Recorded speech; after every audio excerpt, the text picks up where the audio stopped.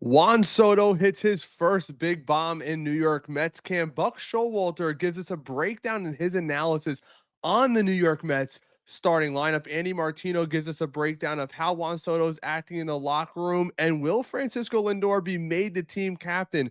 Carlos Mendoza had some really interesting comments in regard to that. We'll break it all down next on Metcast.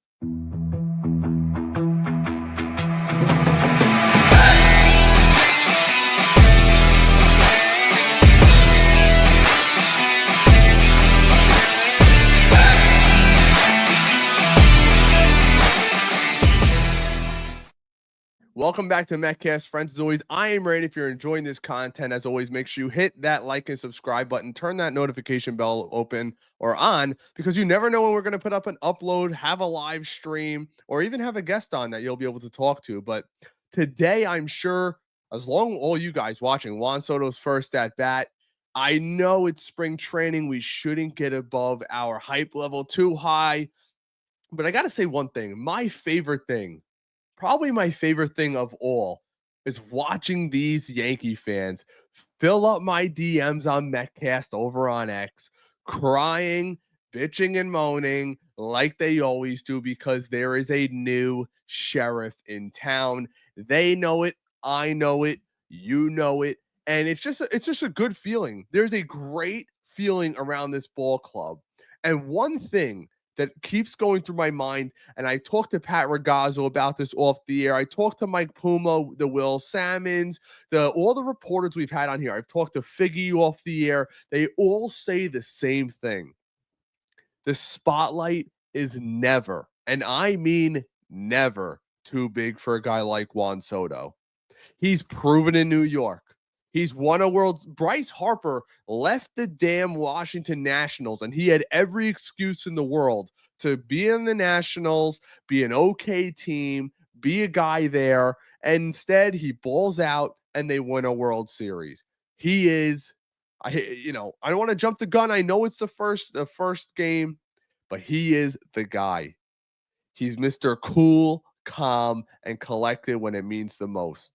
We screamed last year prior to the postseason where Alonso had a 998 OPS or 999 OPS, one of those two numbers. He doesn't get it done in the clutch. We will never, I don't want to say never, because every player, regardless of how good they are, even Aaron Judge and Ohtani go through their ups and downs throughout the regular season.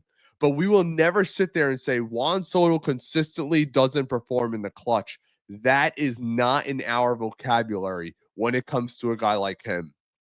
And what's great is, and I'll see if I can pull it up for you guys really quick. I seen it earlier.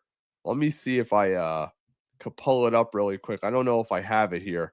No, I didn't have it saved, and that's my mistake. But I saw a fan put out there last year after the New York Yankees acquired Juan Soto in spring training, his first at-bat, he launched a home run. And Michael Kay was practically drooling on the floor thinking about what Juan Soto and Aaron Judge were going to do to that lineup.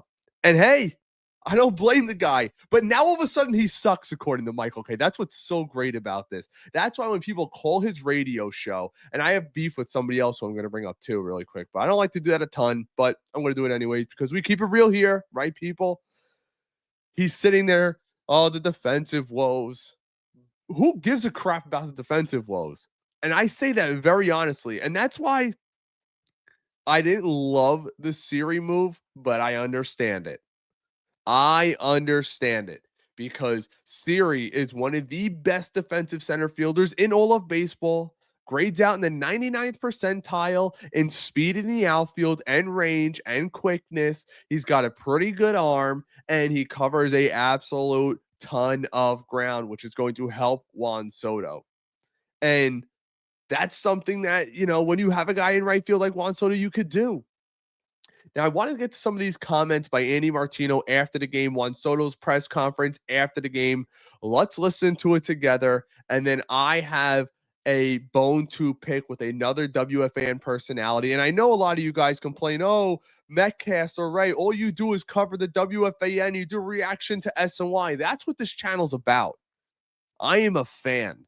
I am not here to cover this team with the blue and orange goggles. I will never do that. And if you don't like that, there's plenty of other Mets podcasts out there, but I keep it real as much as I can. I give you my honest opinion. And you guys seen it. Nelson Figueroa was here 2 days ago, and I'm going back and forth with him, whether or not he agrees with me or disagrees with me.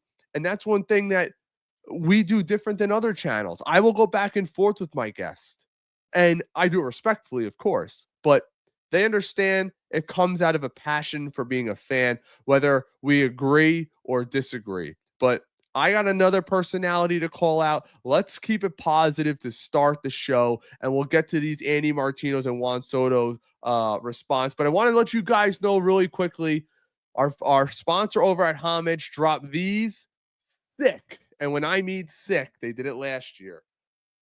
These sick Juan Soto, Francisco Lindor shirts. They're exclusive. They are limited. They're having a sale. They're on the link below in the description if you guys are interested. I can't wait to wear these to spring training this week. It's probably one of my favorite things. I'm an MLB The Show kind of guy. Maybe a lot of you guys who are maybe a little bit older don't know what MLB The Show is. It's a video game. I like to play it. I play it with my boys from back in high school, back in college, but it's got all their stats below, as you could see it. And Homage just asked me to show it to you guys. It just dropped today, exclusively today. Check it out in the link below. I want to pull up this video from Andy Martino really quickly. And then I'll also pull up the stuff in regard to Juan Soto's press conference after the game. And then I have one other thing to get to. Not one other thing, a couple of other things, but here we go. Let's give Andy Martino a quick listen. I know a lot of you guys are fans, not fans. Believe it or not, I know people who know Andy, and they say he's actually a pretty damn good guy. Let's give it a listen. Juan Soto suited up for the Mets for the first time in his life and the first time of a 15-year stay here with the team. He was sitting in his locker, fiddling with his phone, shooting the breeze a little bit. Just a normal, young, 26-year-old guy who's about to have lunch. Then, an hour later, you can feel this palpable buzz in this ballpark that I'm in right now. Hell The yeah. second biggest crowd they've ever had for a spring training opener in St. Lucie. And Soto goes from being that 26-year-old kid just hanging out inside to the center of all Mets fans' hopes and dreams, and the man who was transformed the dynamic here in New York baseball between the Yankees and Mets. He's that big a deal, and it was that big a deal when he came out and trotted out to right field for the first time as a Met. Several huge ovations before he even batted, and then, of course, the home run in the first at bat. That wasn't just one of those, hey, fluky moments, too. It was what makes Soto great. He locks in on those pitches when he's facing competition, whether it's February, March, August, or October. So Mets fans got to see not only that buzz around why they are now in a new phase of their franchise, but also why Soto is the Ted Williams of his generation with the quality of his at-bats. Just a very special day here in Mets land, one of many to come. And you know what? A lot of people say Andy Martino loves to dog on the Mets, which sometimes he does. Look, he's a Yankee fan. And you can't tell me there's a little bit of pain in those eyes. But I respect him for giving his honest opinion. I had a couple friends that were down there. They said the buzz was unbelievable. I cannot wait to get down there. And I'll be doing live reporting from there as much as possible. My wife's going with me. She'll be recording me. We have our mobile mics, everything set up. Hopefully everything comes to fruition. But I just made the decision probably within the last 24 hours. My little girl, who's 20 months old, how can I not bring her? We're in my living room. She's going, let's go Mets. So now she'll be coming. I'm sure you guys will see plenty of photos of her as well. My cute little munchkin out there. But there's no doubt. I saw a report. That was the second largest crowd ever at Clover Park. Ever. The second largest crowd ever. Showed you the hype. And the New York Mets, you know what? This is one thing under David Stearns and Steve Cohen, and that's going to be one of the bones I have to pick, by the way, that they always get it right. They just get it right. It's opening day. Under the Wilpons, we saw guys like Luis Guillorme starting. You saw guys like Eric Campbell at first base. You saw guys like John Mayberry hitting third. That was the Wilpons. The Mets say no. These people came here to see these 3 studs in a row. Now, I would have loved to see Mark Vientos in that 4-hole and Brandon Nimmo, but I know they're nursing some things, working on things. I'm fine with that. But the New York Mets got it. They said, you know what? Let's give these fans what they came here for. It wasn't a sellout because I'm sorry, Pete Alonso or Lindor were in the lineup. This was, I want to see Francisco Lindor, Juan Soto, excuse me. And he did what we all expected him to do. You almost felt that the juice was in the air. You almost felt it. It was unbelievable. Now, here are some of Soto's post-game comments. Soto on about the reception the fans gave him in Port St. Lucie. Let's give it a quick listen.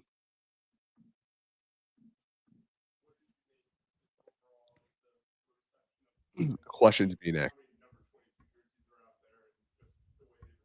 He is freaking jacked. It's been really cool. It's been really cool to see them enjoying the moment and enjoying this time. First year with the Mets and everything. It's gonna be unforgettable. I mean, it was a short answer, but I loved it. And what's funny is if you guys can get a chance, if you want to go take a look over at SNY's X page, you see him running onto the field. He pipers the dirt. He's hopping out there, clapping it up with the fans. And look, guys, I'm a Yankee hater at heart. I think most of us are. We were so tired of playing the little brother syndrome. There's a new sheriff in town. I say that time and time again. Oh, once he gets the Yankee faithful chanting his name, he's never going to go anywhere. He's a Yankee for life. Blah, blah, blah, blah, blah. Not anymore. Not anymore. Now, let's see. I have oh, I want to get to these comments really quick, too. Carlos Mendoza on the first home run.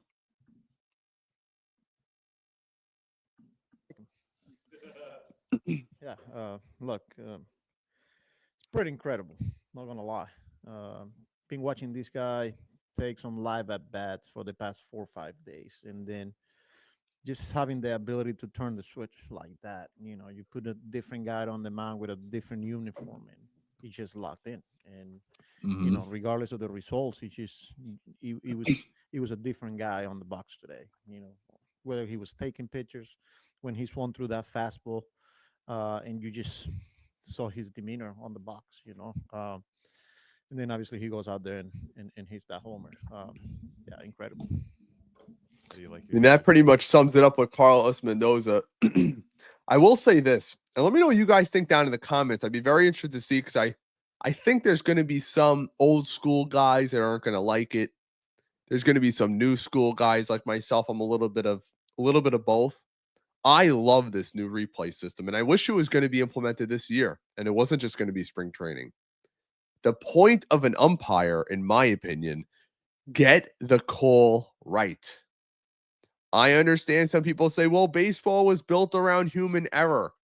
But you know what? When it costs a pitcher a perfect game in Detroit years ago, when it's making bad calls throughout the postseason, we have the kind of players that it should help. The Brandon Nimmos, the Jeff McNeils, the Juan Sotos, the Lindors, the guys who have that great eye that are able to take close pitches at the plate where it's this much off. And I like that. And I'll explain it to you guys for anybody who doesn't understand it. And it's both ways it goes. Each team gets 2 challenges a game, but you only lose a challenge if you're wrong. So you saw it in the first inning. A ball was outside. It was called strike 3 on Pete Alonso. He taps his hat. It's a challenge. It's a ball. It was inside. He walks a couple pitches later. That alters history. It alters the game. So for me, I love it. It's quick, and it's only going to get quicker. And I always said this in my group chats. If tennis could get it right where they have a replay like that, bing, bang, boom, it's there. Eventually, the hitter's going to hit their head, and you're going to look up at the scoreboard, and it's going to be ball strike right there. Boom, boom. And if you get it wrong, you're wrong.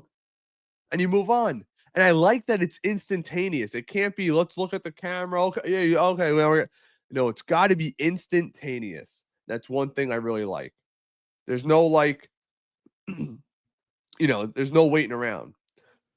So the one thing I wanted to get to really quick, let me pull it up on my profile because, guys, no matter what, I was driving earlier today. I like to listen to the radio.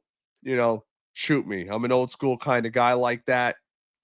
We had this, and I'm sure a lot of you people saw me post about it, but I turned on WFAN and I hear this. And Joe Beningo was one of my idols growing up. But I feel like in his older age, he's become very stubborn, making a lot of mistakes.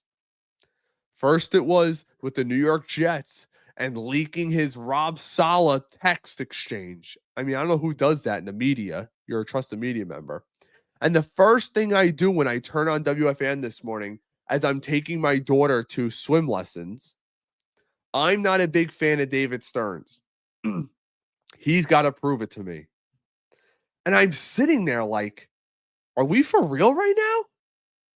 The guy's been the general manager or president of baseball operations for one season. And in his first season, did he make some mistakes? Sure, he took some flyers on guys. But I don't think anybody's backtracking on adding Jesse Winker at the deadline. Nobody's backtracking on adding guys like Sean Manaea last year or Luis Severino. Keeping Jose Quintana in the starting rotation. Finding a guy like Daniel Nunez who wasn't pitching for anybody. Ryan Stanek, hello? I mean, he made so many moves that worked out. Now Brazoban did not work out of the bullpen, but he's another guy who's under control. You gave up next to nothing for him. He's a hard-throwing righty, and hopefully he puts it together with an offseason in the pitching lab. But to say that you're not in love with not in love, but you don't trust David Stearns, or you're not a big fan of him, then who are you a fan of? Where are all these Theo Epsteins? I recall just a couple years ago, Joe said that he would do anything for a guy like Brian Cashman. Yankee fans, if they don't win it this year, they're looking to run him out. Because you know what? This new baseball is completely exposing general managers like Brian Cashman. I'll tell you why. The New York Yankees don't know who they're playing at third base. They're relying on a guy like Domingo, the Martian, to play left field, who's been out injured often. Jazz Chisholm to play second base. Yeah. Yes, they have a good rotation, but find me the guys outside of Judge running around on the Yankees that are homegrown. You just can't find them. And that's what's happening in baseball. The New York Mets, you got Brandon Nimmo, Mark Vientos, Pete Alonso, Jeff McNeil. On and on and on. Francisco Alvarez. Tyler McGill, David Peterson. I mean, you could just go on and on about all these guys who have come through our system and to the major league level. And then you look at our farm system. It's top 15 everywhere you look. I've seen it as high as 7 and as low as 15, depending on where you look. They have a guy like Brandon Sproat coming through, a hard-throwing righty, throws 100-plus miles an hour. Very excited about him. But then when you look at the Yankees, Baseball Emeritus has them ranked as a 29th ranked farm system in the league. Are you sure, Joe, you really want Brian Cashman? He bought those Yankee championships, the Mark Teixeiras, the Alex Rodriguez. How is he compete over the last few years? He went out and bought a Garrett Cole. He went out and brought in a Anthony Rizzo. He went out and had to trade for a Juan Soto. The one guy in Michael King who they developed, let him go for 1 year of Juan Soto. So to sit here and still dog on Stearns when I know there's a lot of Met fans out there that have this poor belief that David Stearns had nothing to do with getting Juan Soto. That is the biggest crock of crap I've ever heard from people that I've spoken to around the New York Mets. He was very much involved. And I'll tell you right now, if David Stearns did not want Juan Soto, he would not be here. If David Stearns, I'll tell you this, put on an absolute masterclass when it came to Pete Alonso. I had fans in my DMs adding me, sending me messages on our Facebook, sending me messages over on Instagram. Go give Pete Alonso 5 years, 150 million. What the hell's wrong with this team? He's going to go play for somebody else. You got him on a 1-year deal. And people are like, well, he can walk after this year. Who cares? There's options after this year. Vladdy Guerrero's going to be out there. He's not signing with Toronto. And you know what? If Pete has an amazing year and the New York Mets want him back, he will be back as a New York Met. No doubt in my mind. So enough of the complaining about David Stearns. He's operating within a certain parameters of the New York Mets. Would I like to have another frontline starter? Of course, who wouldn't? Would I like Dylan Cease or Michael King? Of course, who wouldn't? But it's just not going to happen right now. The New York Mets are relying on guys like Kodai Senga, who had a 2.95 ERA his rookie year. David Peterson to keep up that 2.9 ERA from last year. Maybe Brandon Sproat develops. Maybe some of their other pitching talent develops. But that's how David Stearns operates. He is not going to give out these mega contracts. And before I get to my next segment, I'm going to get to some of your guys' comments. Shout out to you all that are in here. Again, if you're enjoying this content, like and subscribe. And if you're interested, these shirts are fire. And I think they're doing a sale where if you buy any 2 shirts, it's like $60. And these are, I will say this about them. I've had a lot of sponsors reach out to me, send me stuff. And a lot of times I don't come on the channel with them. These shirts are made unbelievable. It's like good quality. Klube, shout out to you, one of the diehards. Let's go Mets. Nelson, you as well. What's going on, brother? Hope everything's well. That's right, Steve. Amazing start to Juan Soto. Couldn't ask for anything better. I'm looking, just stay healthy. Stay healthy. That's what we're looking for. Klube, thanks for the kind words, my man. One of my guys. See who else we got here. Players are going to get pissed at each other. You know what's funny? Truma, I'm assuming you're talking about the replay system here. I was talking to my father-in-law who's a Yankee fan about this. I said, he's like, well, I'll tell you this. Every Yankee player, that's how he talks sometimes. Every Yankee player gets one replay, and you got to leave one for Aaron Judge. I wonder how that's going to end up turning out to be eventually. Are you just going to say only challenge on strike threes so the catcher gets one, I think. That's how I would leave it. And you're only allowed to challenge on strike threes. I wonder if that's going to be part of the plan going up there. Hey, listen, you get a bad call. Let's save it. We got the 9th inning coming. Or we want to save it for a better reliever or a poor reliever. It's going to be a whole new strategy into the game. And I like it. I'm one of those people. It's funny. Years ago, I wrote a college paper.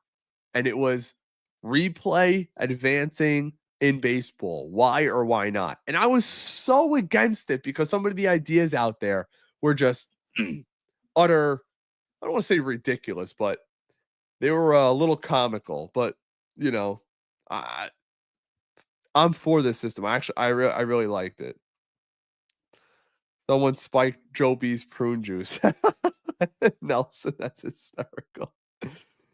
Let's see. We got Sean. Happy to see Holmes, 4-seamer, and changeup looking sharp. And that gets us to our next segment. And I put that poll out there. Let me know your guys' thoughts. Did this 3 perfect innings by Clay Holmes, does it give you any hope? Or is it spring training? I'm one of those guys at spring training. I will never forget. And I know a lot of you diehards out there will probably agree with me. I will never forget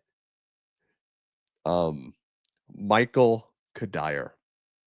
Oh, Michael. Mr. 350 something in spring training, mashing the ball over the place. I think he hit like 088 the first 3 months and was gone. You guys remember that? I was told he was the big signing coming from Colorado, yada, yada. He was supposed to be great, and then kaput.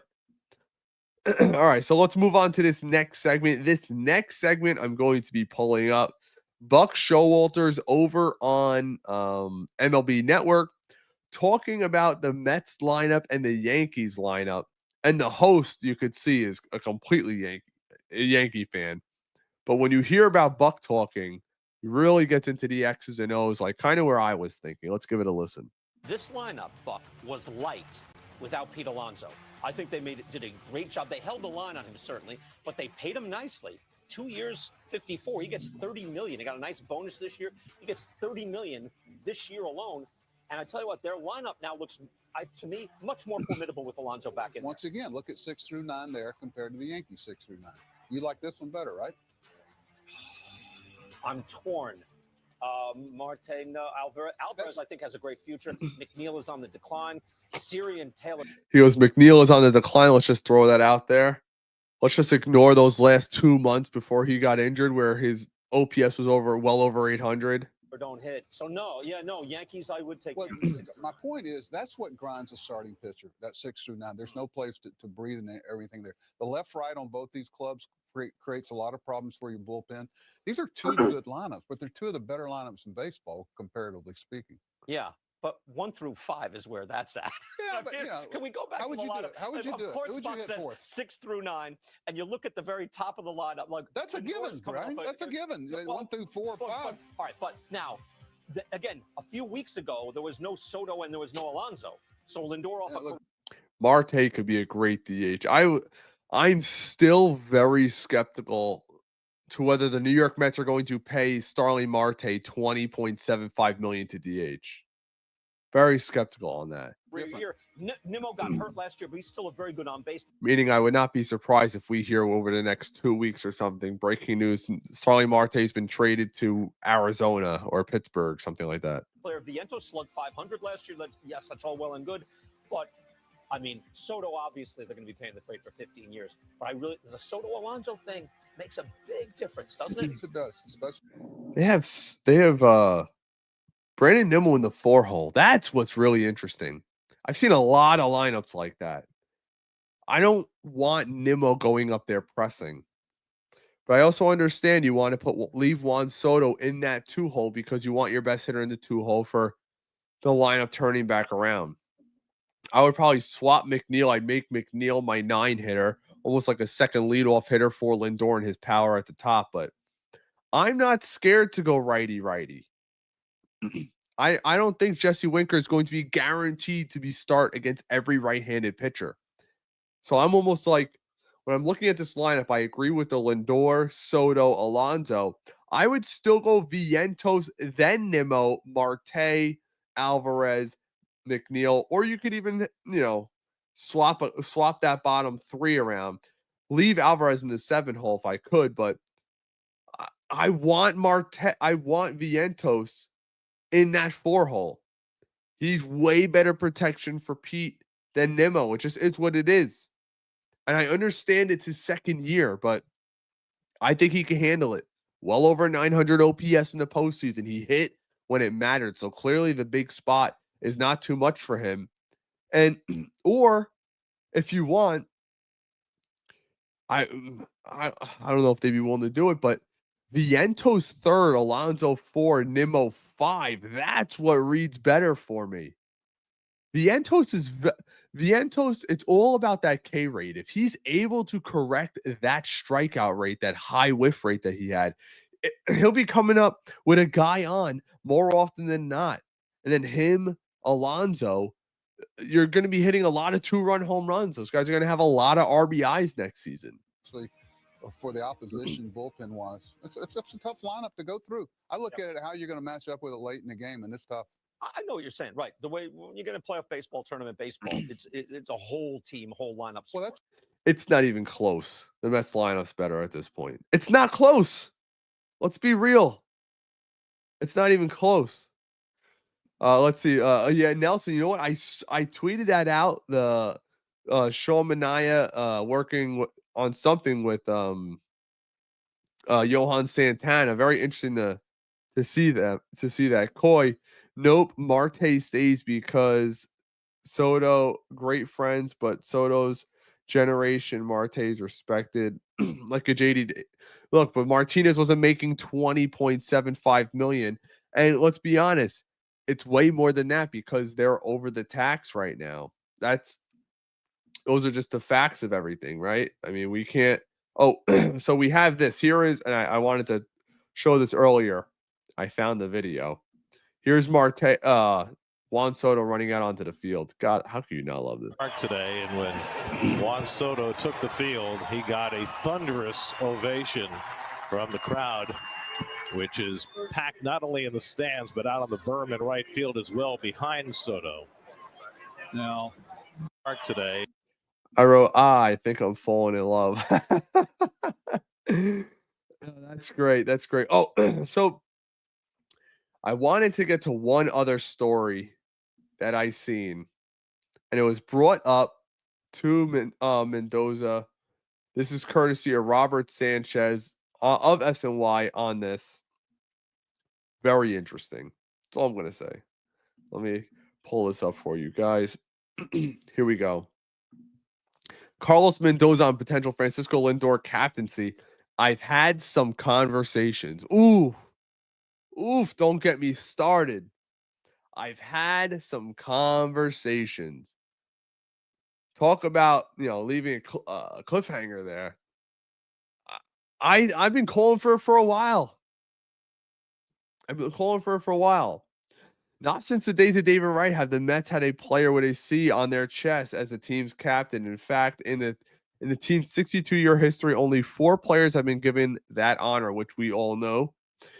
But according to Carlos Mendoza, that could potentially change thanks to Francisco Lindor. Now, if it's me, I think they wait till the David Wright ceremony and the retired jersey number in July.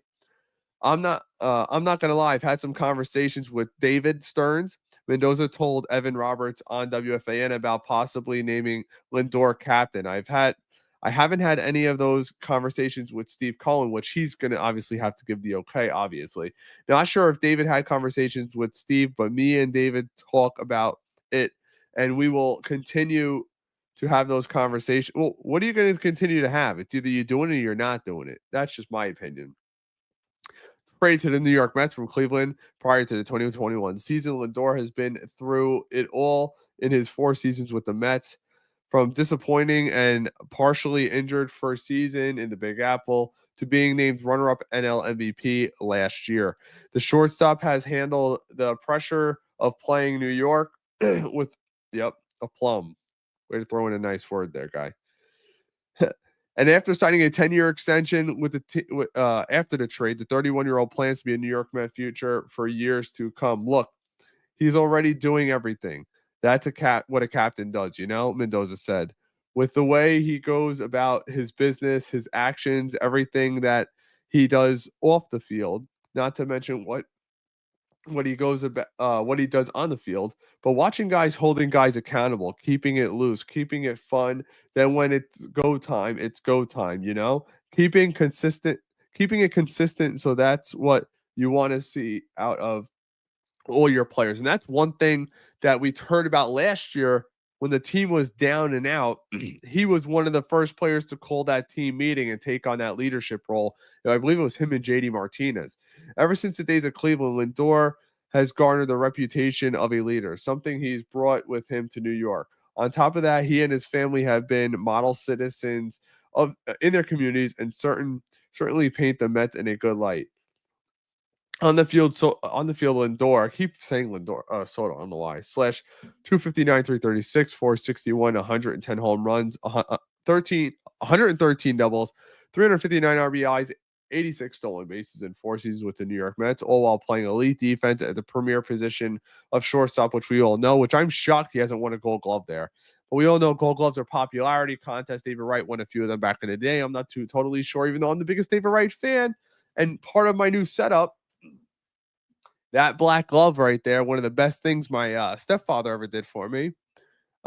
He was walking to his car after a game one day, saw David Wright in the parking lot, went over to him. That was a giveaway. Wright signed it, had a little conversation, gave it to me when he got home. One of the coolest things I have.